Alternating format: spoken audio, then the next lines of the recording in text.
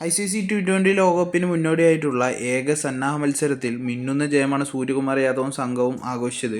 കഴിഞ്ഞ വർഷത്തെ ലോകകപ്പ് ഫൈനലിൻ്റെ റിപ്ലേ കൂടിയായ പോരാട്ടത്തിൽ സൗത്ത് ആഫ്രിക്കയെ 30 റൺസിനാണ് ഇന്ത്യ കീഴടക്കിയിരിക്കുന്നത്.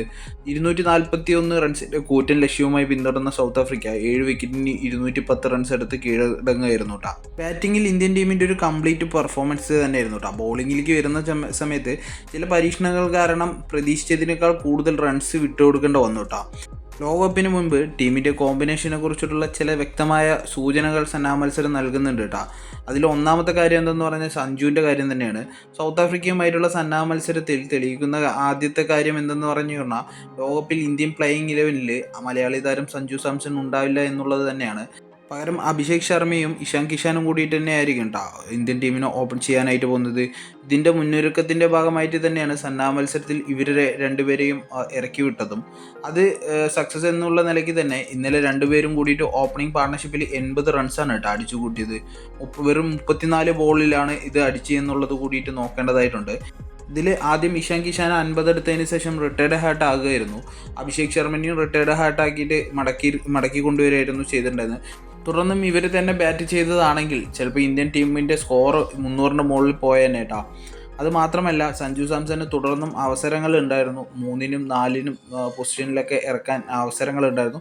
പക്ഷേ ഇന്ത്യൻ ടീം യാതൊരു വിധത്തിലും അവസരങ്ങൾ കൊടുക്കാതെ തന്നെയായിരുന്നു കേട്ടോ കളിച്ചിട്ടുണ്ടായിരുന്നത്. അതിനർത്ഥം സഞ്ജു സാംസൺ പ്ലേയിങ് 11-ൽ ഉണ്ടാവില്ല എന്ന് തന്നെ വേണമെങ്കിൽ പറയാം. ഇനി സഞ്ജു സാംസൺ ഒരു ചാൻസ് കിട്ടണം എന്നുണ്ടെങ്കിൽ ഒന്നില്ലെങ്കിൽ അഭിഷേക് ശർമ്മയ്ക്കോ അല്ലെങ്കിൽ ഇഷാൻ കിഷാനോ പരിക്ക് പറ്റിയിട്ട് മാറി നിന്നാൽ മാത്രമായിരിക്കും പ്ലേയിങ് 11-ൽ വരുള്ളൂ എന്നുള്ളതാണ്. അതുമാത്രമല്ല സഞ്ജുവിനെ കൂടാതെ വേറെ രണ്ടുപേരും കൂടിയിട്ട് ബെഞ്ചിലിരിക്കേണ്ടി വരും. അവരാരൊക്കെയാണെന്ന് പറഞ്ഞാൽ ഒന്ന് കുൽദീപ് യാദവും പിന്നൊന്ന് ഹർഷിത് റാണയുമാണ്. ഇവർ രണ്ടുപേരും കഴിഞ്ഞ ദിവസം ബോൾ ചെയ്തിരുന്നെങ്കിൽ തന്നെ അവർക്ക് കാര്യമായിട്ടുള്ള ഒന്നും ചെയ്യാൻ പറ്റിയിട്ടില്ല എന്നുള്ളതാണ് മറ്റൊരു വിഷയം.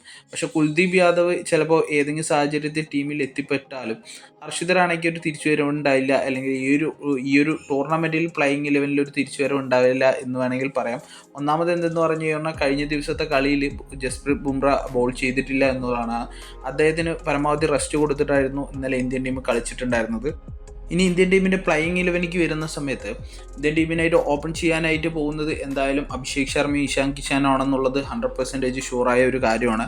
കാരണം ഇനിയൊരു പരീക്ഷണത്തിന് എന്തായാലും ഇന്ത്യൻ ടീം മുതിരില്ല. ഇഷാൻ കിഷാൻ അത്യാവശ്യം നല്ല രീതിയിൽ തന്നെ ബാറ്റ് ചെയ്തുകൊണ്ടിരിക്കുന്നുമുണ്ട്. അതുകൊണ്ട് എന്തായാലും സഞ്ജുവിന് ഇനിയൊരു ഓപ്പണിംഗ് സ്ഥാനത്തേക്ക് ഈ ഒരു ടൂർണമെൻറ്റിൽ ഒരു തിരിച്ചുവരവ് എന്തായാലും അത്ഭുതങ്ങൾ സംഭവിച്ചില്ലെങ്കിൽ ഉണ്ടാവില്ല എന്ന് വേണമെങ്കിൽ പറയാം. മൂന്നാമത് പൊസിഷനിലേക്കായിട്ട് ഇറങ്ങാനായിട്ട് എന്തായാലും പോകുന്നത് തിലക് വർമ്മ തന്നെ ആയിരിക്കും.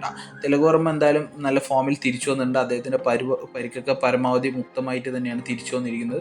എന്തായാലും അദ്ദേഹം ആ ഒരു പൊസിഷനിൽ കംഫർട്ടാണ് എന്നുള്ളത് ഇന്ത്യൻ ടീമിനെ സംബന്ധിച്ചിടത്തോളം അത്രയും പോസിറ്റീവ് ആയിട്ടുള്ളൊരു കാര്യമാണ്. പിന്നെ നാലാമത് പൊസിഷനിലേക്കായിട്ട് ഇറങ്ങാൻ പോകുന്നത് ക്യാപ്റ്റന് കൂടിയായിട്ടുള്ള സൂര്യകുമാർ യാദവാണ്. ഫോമിലേക്ക് തിരിച്ചെത്തിയ അദ്ദേഹം ഏത് സമയവും ഇന്ത്യൻ ടീമിൻ്റെ സ്കോറിങ് ഹൈ റേഞ്ചിലാക്കാൻ പറ്റുന്ന ഒരു ബാറ്റർ കൂടിയാണ്. അതുകൊണ്ട് തന്നെ ആ ഒരു പൊസിഷനിലേക്ക് ഇനിയൊരു വേറൊരു ചോയ്സ് ഇല്ല എന്നുള്ളതാണ്. പിന്നെ 5ഉം 6ഉം 7ഉം പൊസിഷനിലായിട്ട് ഇറങ്ങാനായിട്ട് പോകുന്നത് ഓൾറൗണ്ടർമാരായ അക്ഷർ പട്ടേൽ, ഹർദിക് പാണ്ഡ്യ, അതേപോലെ തന്നെ ശിവൻ ദുബെയാണ്. ഇവരെ അങ്ങോട്ടും ഇങ്ങോട്ടും മാറ്റിയും മറിച്ചും ഇറക്കാനുള്ള ചാൻസ് ഉണ്ട്. അത് ടീമിൻ്റെ അപ്പോഴത്തെ സിറ്റുവേഷൻ അനുസരിച്ചിട്ട് മാറാനാണ് ചാൻസ് കൂടുതൽ. പിന്നെ 8ാമത് പൊസിഷനിലേക്ക് വരുന്ന സമയത്ത് റിങ്കു സിംഗ് ആണ് കേട്ടോ ആ ഒരു പൊസിഷനിൽ വരുന്നത്.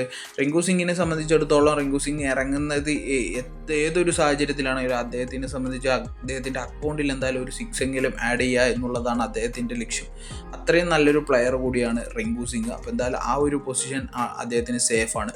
പിന്നെ ബോളിങ്ങിൻ്റെ ലൈനപ്പിലേക്ക് വരുന്ന സമയത്ത് ജസ്പ്രീത് ബുംറ, അതേപോലെ തന്നെ വരുൺ ചക്രവർത്തി, പിന്നെ ഫേസർ കൂടിയായിട്ടുള്ള ഹർഷ്ദീപ് സിംഗ്, ഇവർ 3 പേരുമാണ് ആ ഒരു നിലയിൽ വരുന്നത്.